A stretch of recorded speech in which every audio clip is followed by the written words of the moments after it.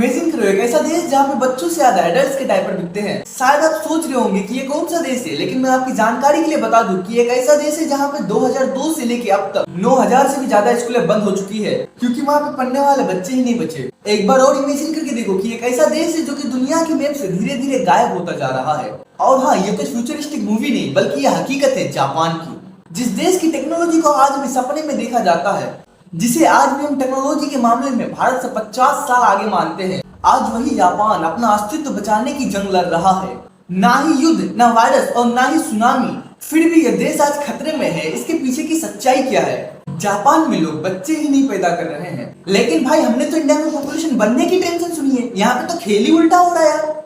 तो देखो यार, 2024 में जापान में सिर्फ 6,80,000 ही बच्चे पैदा हुए। इससे ज्यादा तो हमारे मध्य प्रदेश में एक साल में पॉपुलेशन बढ़ जाते हैं। जापान की टोटल आबादी 12 करोड़ 50 लाख है और एक ही साल में उसके 9 लाख आबादी खत्म हो गए। मतलब यहाँ का death is to born ratio 2:1 है, यानी हर एक बच्चे पैदा होने के बाद 2 बच्चे मर जाते हैं। गांव, घर, इलाका हर कुछ खाली है। हर नई जनरेशन पिछली जनरेशन से बहुत छोटी होती जा रही है। रिसर्चर्स की माने तो 2070 तक जापान की 40% आबादी 65 प्लस होगी। इसका मतलब है कि ये देश बूढ़ों का बन जाएगा। अब सवाल यहाँ आता है कि इन सब में फिर सरकार क्या कर रही है? लाखों येन देके मोटिवेट कर रही है कि बच्चा पैदा करो। बच्चा पैदा होने पर अगर कोई जॉब कर रहा है तो उसे छुट्टी मिल जाती है। गांव में लाखों के इनाम दिए जाते हैं। फर्टिलिटी ट्रीटमेंट, यहाँ तक कि टोक्यो फुटारी जैसे मैरिज ऐप भी खोले गए। मंडे से थर्सडे तक का काम, बाकी दिन परिवार के साथ रहने के लिए छुट्टी। 3 दिन काम, 3 दिन आराम। लेकिन असली दिक्कत तो सिस्टम की पॉलिसीज की है, जिनकी वजह से लोग शादी और बच्चे से दूर हो रहे हैं। घर में दादी दादा मम्मी पापा, लेकिन अगली जनरेशन में सिर्फ एक ही बच्चा। मतलब दादा दादी के जाने के बाद घर में सिर्फ 3 ही लोग रह जाएंगे। और यही है पॉपुलेशन क्राइसिस। नॉर्थ जापान में हजारों घर सालों से खाली पड़े हैं। अकिया होम्स, अबैंडन्ड, बिकाऊ, लेकिन कोई खरीद नहीं रहा। और फिर हिकिकोमोरी, मतलब ये सब उनके लिए है। यंग लोग जो कि महीनों और कई बार तो सालों तक अपने घर से बाहर ही नहीं निकलते हैं। ना अच्छे दोस्त, ना रिश्ता और ना ही अच्छी लाइफ, बस आइसोलेशन। जापान में आज लाखों लोग इनविजिबल हो गए हैं, एक टेक सेवी रोबोट नेशन। लेकिन असली नीड्स, फैमिली, प्यार, कॉम्पेनियनशिप सब जीरो। जापान पर बच्चे पैदा करना एक प्रोजेक्ट है। एक बच्चे पर तकरीबन 3 करोड़ रुपए खर्च होते हैं।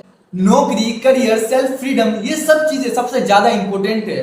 इसलिए वहां की 50% जनता शादी में इंटरेस्ट ही नहीं रखती। काम, ऑफिस, ट्रैफिक और बस रात को स्क्रीन। प्यार अब बस सिर्फ मूवी में बचा है।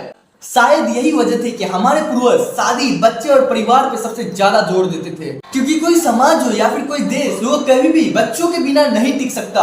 आज तो इंडिया सेफेस्ट है, 140 करोड़ आबादी और हर जगह हलचल मच रही है। लेकिन क्या यही ट्रेंड चल रहा है? क्या हम भी धीरे धीरे जापान की राह पर पहुंच रहे हैं? करियर, नौकरी, आजादी, ये सब कुछ चाहिए, लेकिन लोनलीनेस और पॉपुलेशन क्राइसिस को इग्नोर नहीं किया जा सकता है। तो भाइयों, जापान दुनिया का सबसे अमीर देश, तकनीकी देश होने के बावजूद भी आज बुरे हालातों से गुजर रहा है। और इसकी वजह है उसके अपने लोग, उसके अपने चॉइस। अब ये फैसला सबका अपना अपना है। सोसाइटी को बैलेंस में रखना है या फिर अकेले सोलो गेम खेलना है।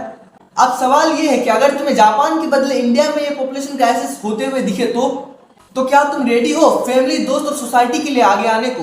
कमेंट में बताओ कि क्या तुम्हारे घर भी अकिया बन सकती है, या आज भी वहाँ हंसी, शादी और पढ़ाई की आवाजें गूंज रही है। अगर ये वीडियो आपको अच्छी लगी हो तो नीचे वो लाल कलर का बटन दबा के सब्सक्राइब जरूर कर देना। और हाँ, बहुत बहुत धन्यवाद आपका कि आपने वीडियो लास्ट तक देखा। मिलते हैं फिर अगले वीडियो में, तब तक के लिए जय हिंद।